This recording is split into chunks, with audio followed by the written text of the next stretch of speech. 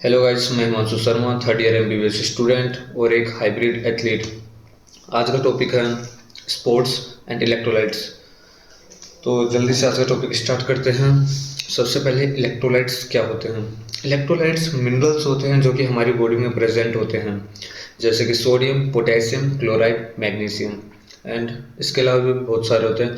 लेकिन इन सब में से जो सबसे ज़्यादा इम्पोर्टेंट और जो मेजर अमाउंट में मिलता है वो है सोडियम। और ये जितने भी इलेक्ट्रोलाइट्स हमारी बॉडी में प्रेजेंट होते हैं ना, वो फ्रीली नहीं होते हैं, वो किसी न किसी के साथ डिजोल्व होते हैं, जैसे कि ब्लड, प्लाज्मा, सीरम एक्सेट्रा। अब इससे ज़्यादा इम्पोर्टेंट ये है, एक एथलीट को इलेक्ट्रोलाइट्स की क्या नीड है। मैं आपका इसको आंसर करूँ तो, एक एथलीट को अपनी परफॉर्मेंस को मेंटेन करने के लिए या बेस्ट रिजल्ट देने के लिए इलेक्ट्रोलाइट की नीड होती है। जैसे कि हमारा ब्रेन कोई भी सिग्नल या कोई भी काम करने के लिए हमारी बॉडी पार्ट्स को सिग्नल देता है, तो वो सिग्नल्स सारे के सारे these are drive from electrolytes, और इन्हीं सिग्नल्स को हम बोलते हैं नर्व इम्पल्स। तो नर्व इम्पल्स के अलावा इनका एक इम्पोर्टेंट काम ये है कि हमारी बॉडी में जितनी भी मूवमेंट्स होती हैं, चाहे रनिंग, सिटिंग, किसी चीज़ को पकड़ना, भागना, ये सभी की सभी कॉन्ट्रैक्शन और रिलैक्सेशन ऑफ मसल्स पे डिपेंड करती है। अगर इलेक्ट्रोलाइट इम्बैलेंस हो जाता है तो ये कॉन्ट्रैक्शन और रिलैक्सेशन अच्छे से नहीं हो पाएगा, और यही रिजल्ट करता है क्रैम्प्स में। एक इम्पोर्टेंट काम ये है इसका कि ये वाटर को एब्जॉर्ब करने में मदद करता है। कैसे? जैसे मैंने इलेक्ट्रोलाइट लिया, इलेक्ट्रोलाइट बॉडी में एब्जॉर्ब हुआ, तो जहाँ इलेक्ट्रोलाइट जाएगा ना, उसी के पीछे पीछे वाटर उसको फॉलो करेगा। ऐसा क्यों? क्योंकि इलेक्ट्रोलाइट के अंदर एक ऑस्मोटिक प्रॉपर्टी होती है, मतलब कि वो पानी को खींचता है। तो it is an important source to maintain hydration of our body, और एक एथलीट के लिए हाइड्रेशन से ज़्यादा शायद ही कुछ इम्पोर्टेंट होगा। इलेक्ट्रोलाइट एक एथलीट को क्यों चाहिए वो मैंने आपको बता दिया, लेकिन उस एथलीट को कब चाहिए ये भी तो बताना ज़रूरी है। कुछ सिम्टम्स क्या हैं जिससे वो आइडेंटिफाई कर सके कि उसे इलेक्ट्रोलाइट की ज़रूरत है। तो सबसे बेसिक सिम्टम है, पहला सिम्टम है थर्स्ट। उसके बाद डिजीनेस, हेडेक, बहुत ज़्यादा डार्क कलर यूरिन आना, परफॉर्मेंस का ड्रॉप होना, मतलब उसका मूड अच्छा ना होना, ये कुछ सिम्टम्स है जिससे वो पता कर सकता है कि वो उसको इलेक्ट्रोलाइट की ज़रूरत है। अब इलेक्ट्रोलाइट के मार्केट में बहुत सारे ऑप्शंस हैं। पहला ऑप्शन है ORS। ORS और इलेक्ट्रोल पाउडर ये आपको किसी भी मेडिकल शॉप में मिल जाएगा।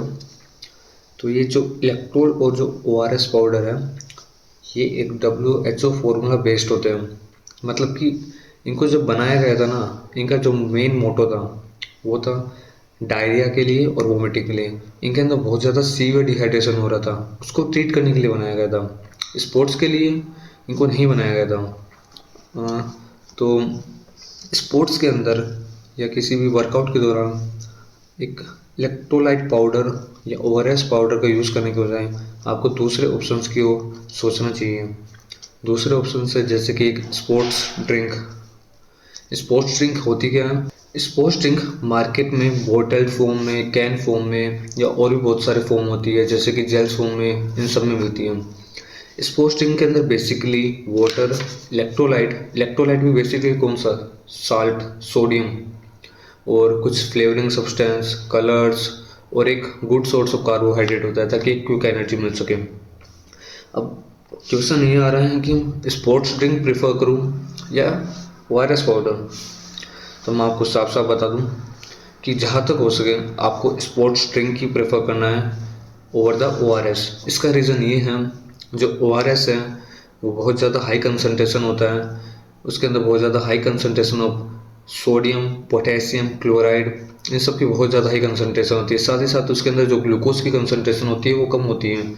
लेकिन ऑन द अदर हैंड एक स्पोर्ट्स ड्रिंक के अंदर ग्लूकोज की कंसनट्रेशन भी अच्छी होती है, और आपको जो मेन इलेक्ट्रोलाइट चाहिए सोडियम, वो भी उसके अंदर एक गुड क्वांटिटी में होते हैं।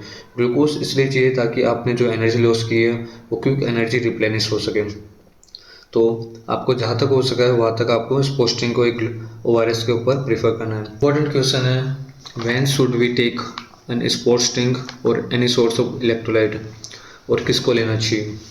इसका इजी सा आंसर है, अगर आप 1 घंटे वर्कआउट कर रहे हो, नॉर्मल सा वर्कआउट कर रहे हो, इतना हार्श वेदर कंडीशन नहीं है, तो आपको कोई स्पोर्ट्स ड्रिंक, कोई भी इलेक्ट्रोल पाउडर या कुछ भी अलग से लेने की ज़रूरत नहीं है।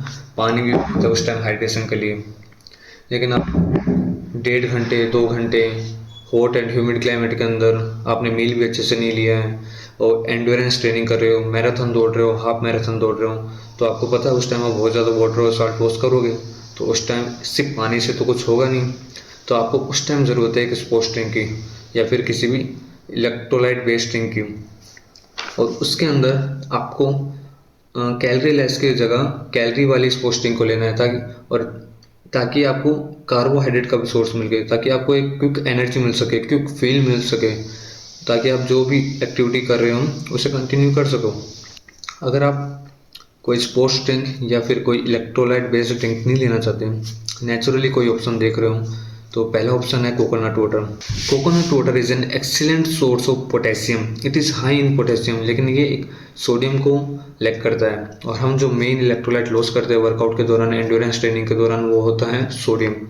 तो मैं आपको रिकमेंड करूँगा कोकोनट के साथ कोई भी सोडियम सोर्स ऐड करें और उसको आप इंटेक कर सकें। एक अच्छा ऑप्शन और है जो कि आपको पोस्ट एक्सरसाइज लेना है, वो है चॉकलेट मिल्क।